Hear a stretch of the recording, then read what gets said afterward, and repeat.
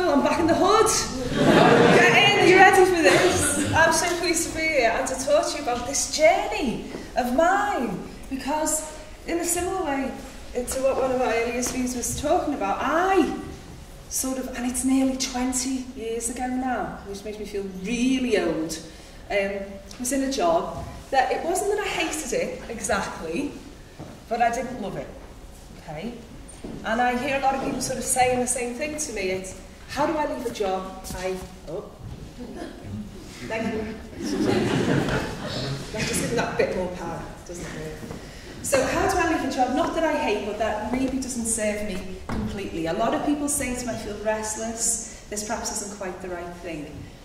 And way back 20 years ago, I guess, I didn't know what I wanted to do either. So I was in a corporate role, and I was in supply chain, okay, not the sexiest role in the world, but it was respectable. And I was in supply chain, and I found myself in China, and I was sort of shipped in as an observer. I was very dispensable, I was very young, and I'm shipped in as an observer for negotiation. Halfway through the talks, going really very badly wrong. And my team's sort of US, UK and European, and we're negotiating with our Chinese supplier, and I'm just shipped in to watch this talk. And I was very young and kind of very inexperienced, and I'm watching it and I thought, I know, I have no clue what's going on here. I don't speak the language. I kind of didn't at that point speak the corporate language, although you learn it quickly. And I just had to watch, and I had that real privilege of not being involved but watching from a distance. And what I could see was a couple of things. Firstly, everyone was lying the entire time, and what you do find out in my job is just how much we all lie all the time. And secondly, there was a lot of ego in the room, and that there was just no way that this negotiation was going anywhere fast. And it didn't. And I wasn't really supposed to do anything at that point. I wasn't very important, I guess. So I shipped out, and serendipity kicks in.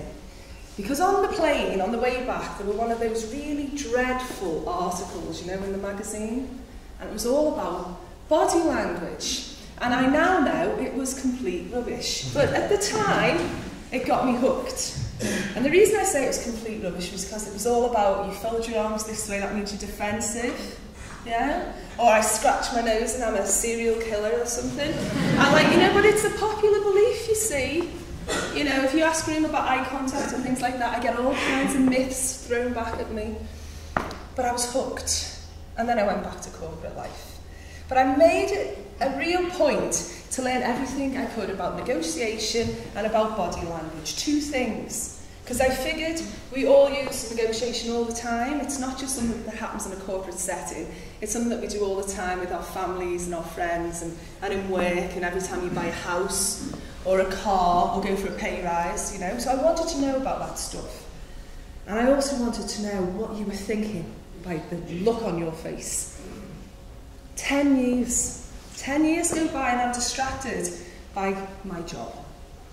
And I sort of been moving up through the ranks and those types of thing.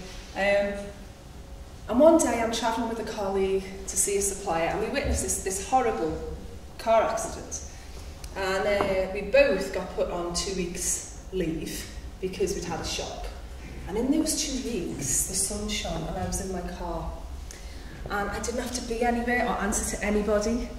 And I thought, I don't want to do the job that I have anymore. I want to do nothing. No. I want to be someone who decides what I do. And I knew that I was now quite good at those two things, at negotiation and body language, but how could I use it to get out? Because by then it started to feel stifling, you know, that Sunday night feeling that, oh God, it's going to be Monday, I'm going to have to go in. And I wasn't even in an unfortunate position. I had a good boss, they paid me well, it was exciting enough. I was going around the world, I was seeing people, I was doing things, but it wasn't really enough. And a lot of people say the same thing to me, and I say, don't settle. And I kind of did a decision a bit like you, where I thought, you know, I'm going to go. And I didn't really know how I was going to use this stuff, but I thought maybe someone was interested in someone who could negotiate quite well and tell you what the other side thought. So off I went. And it turned out that actually most people are interested in what your body tells other people, because what I can tell you is you can't control it at all. You will leak what you feel, and you will especially leak lies somehow, sometimes. There are a few people who don't, but it's not a small minority you want to be in for various reasons. So it turns out people did care. And I started to do some training. So I started to train people to negotiate and to look at this body language. And this is sort of 10 years ago. And I trained people on other things, and I still did. But it was moving on, and I was niche, going more and more niche. Because people do care about that, and they do want to know. So some of the sort of typical assignments where we might use this kind of skill, there's your typical corporate assignment, where I'll be rung up at midnight on a Monday night because nobody ever prepares, and they say, can you come in and help us save millions of pounds? They're coming in at 10 a.m. tomorrow morning. And you see, what I can do, what you do is you watch. And the whole body language thing, everybody wants to be able to read it, but there's so much rubbish written about it. That article I read on the plane is not uncommon. As they say, is he lying? Just look and say if he's lying. But it doesn't quite work that way. You can't say, what's your mother's maiden name, did you kill her, you're a liar. It kind of doesn't really work that way. It's a little bit more complicated, okay? You have to calibrate someone's normal state. And in a negotiation, which is a pressurised situation, what you want to do is get someone feeling nice and calm, talking and chatting about the weather and the traffic, so that you can see their baseline when they're not under stress. And then see when it changes, to see, well, what caused the stress, what stimulus made them change, and how. And you can never, nobody can say for sure if someone's lying or isn't lying, and no one can say for sure what you feel except you. But what you can do is you can look for changes and then ask the right questions to see whether or not you've got something, you're onto something, but it's never an exact science. There is part of it that's an exact science, actually. It's the work of Dr. Paul Etten, who talks about micro-expressions, which are small movements in the face that Head mentioned, that leak in all of us and show when we feel emotion. But that's tough. That's a tough call to notice for most people. All you really need to know, because people always say, well, tell me one thing, you know, that I can do so I know. And I always say at this point, I don't want to split up any marriages, you know, or get you to leave your job because you know, that was a lie or anything. But really what you need to know is that people are comfortable or uncomfortable, and they're calm or they're not calm, and they're either saying what they feel or they're not. So there's a congruence that we look for, you know. So do they look, you know, if I say, oh God, you know, I wasn't nervous at all coming here, you know, I'm really happy to be. You know, you don't need training to know that there was something wrong. We push on that. So there's the typical corporate thing where I watch and we have pre-arranged breaks, and which now of course I'm busted, but we have these pre-arranged breaks whereupon we'll go out and I'll say, well, you know, push more on this, or they're coming at you with that, and we'll go and we'll do the deal. But it's not about tricks. It's really about watching and listening to people particularly. Because for someone who spends so much time watching faces and watching what you do in terms of gestures and things, the real key is to listen as well. We forget to listen. People tell you almost everything that they want to tell you and everything you need to know in really not that long a time after you meet them. Hidden messages come out. Lies want to be heard. And it's very difficult to squash it. Because particularly if the other party has remembered that they have 2 ears and only 1 mouth, so they keep it shut more, people, particularly in our culture in the UK and sort of Western Europe and the US, will just talk. And it comes out it's not planned. So if you listen, there's messages beneath the messages. But we don't listen. I find it hard to listen because I talk for a living. So I have to kind of really stop myself from jutting in and talking. Another assignment I had, I got a phone call near Christmas to tell me that there was a particular show on, which you will probably be familiar with, but I'm not going to name. And there was a bunch of actors working as a group who would not go on the stage. And could I go in and get them on the stage? And they're working collectively, and they have a very specific skill set. And you couldn't sort of divide them up and conquer them, and I had to go and find out, how can I get you on the stage? I had 24 hours to do it. And when you look at those types of things, that's where negotiation skills come in at a high level, because what I'm really looking for is, you know, there was all kinds of legal consequences for those people not doing their job. And not to mention the emotion of it, because it was a Christmas show for the children and they still didn't want to do their job. So I'm looking at what is the motivation, what's underneath this behaviour, you know. So it's not a trick, it's more of an investigative approach. And all of this is great, and I'm sort of doing quite well, and then suddenly the phone starts ringing, and it's from a very specific group of people. You see, the sector I never expected to call me was security. I never expected, or never planned anyway, that suddenly this might be quite useful if you were dealing with people who did not behave, shall we say. That, you know, to be able to negotiate and to persuade and influence people is a useful skill in all sorts of areas, but particularly if you need to know for sure, right there and then, if that person is serious about a threat, or if that person is lying about what they have or don't have. So suddenly, the phone's off the hook, and I'm doing things like choosing which bodyguard we put with that particular film star. Because they can show me, I can see in their face whether or not they actually like her, or whether, like me, they're irritated in the extreme by her, and therefore we probably don't want to put that guy in with her. So there's lots of different uses for it.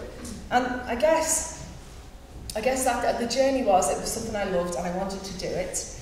And strange things happen to you in terms of your relationships, your close relationships, when your family know that you know what they're thinking.